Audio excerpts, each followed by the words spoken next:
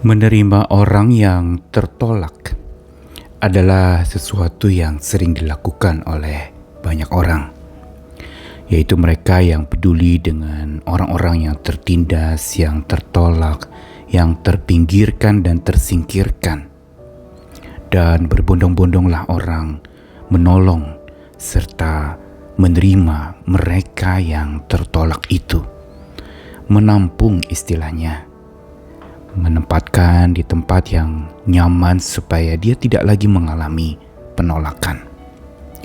Namun menolong yang menolak kita itu adalah sesuatu yang jauh lebih sulit dan jarang orang melakukannya.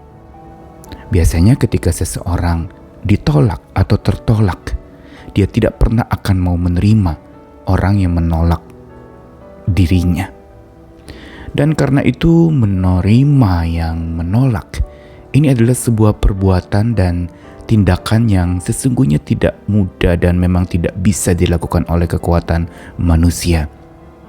Butuh kekuatan Allah, butuh kekuatan ilahi, karena memang hanya Allah lah yang mampu melakukannya. Menerima bukan saja mereka yang tertolak, tapi justru menerima mereka yang menolak. Ini adalah karya ilahi yang perlu kita pelajari dan kita praktikkan pula dalam kehidupan kita, tentu saja dengan kekuatan ilahi dari Tuhan kita. Saya Nikolas Kurniawan kembali menemani dalam Sabda Tuhan hari ini dari dua bagian. Pertama dari Perjanjian Lama di kitab Mazmur 118 ayat 13 sampai 14. Aku ditolak dengan hebat sampai jatuh, tetapi Tuhan menolong aku.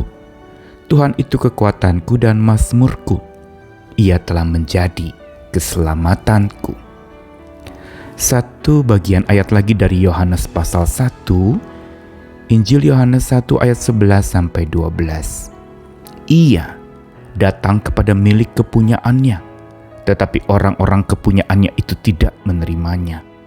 Tetapi semua orang yang menerimanya diberinya kuasa supaya menjadi anak-anak Allah, yaitu mereka yang percaya dalam namanya. Banyak reaksi yang muncul ketika seseorang mengalami penolakan. Apalagi penolakannya itu terang-terangan, penolakan yang sangat hebat, penolakan yang mungkin orang menjadi tersingkirkan atau disingkirkan, diusir jauh-jauh dari sebuah komunitas.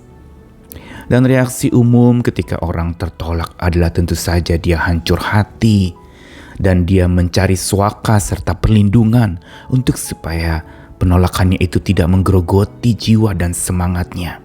Dia mencari komunitas atau orang yang dapat menerimanya.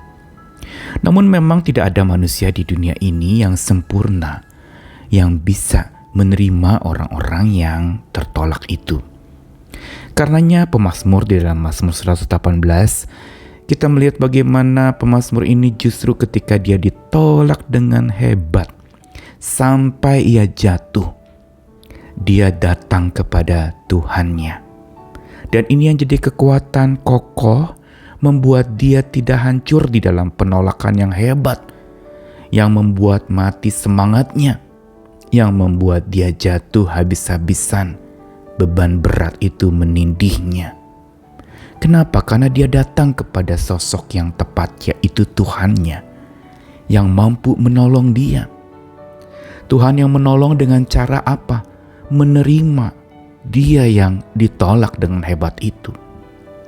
Dan Tuhan bukan saja menerima, tapi juga menolong, dikatakan di situ atau dalam bahasa lain, dia menyelamatkan. Tuhan menyelamatkan orang yang ditolak. Karenanya pemazmur lalu bersaksi, Tuhan itu kekuatanku yang menerimaku yang ditolak ini.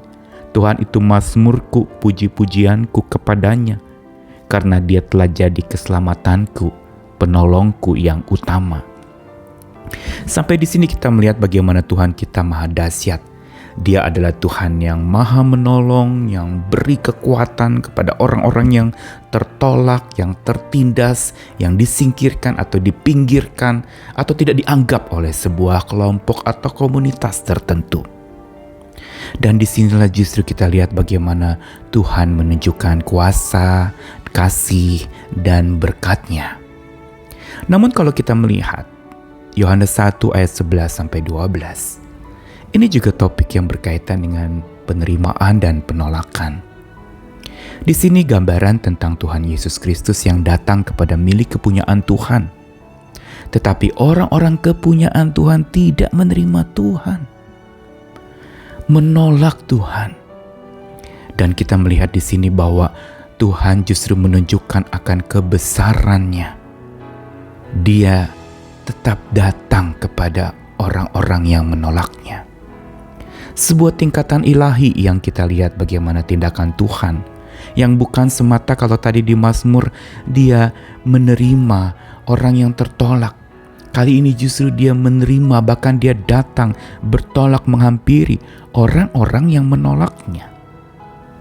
Ini menunjukkan betapa besarnya kasih Tuhan kita.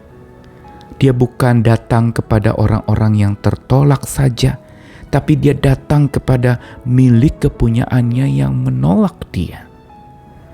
Ini merupakan catatan penting yang menunjukkan betapa luar biasanya Allah yang kita percayai.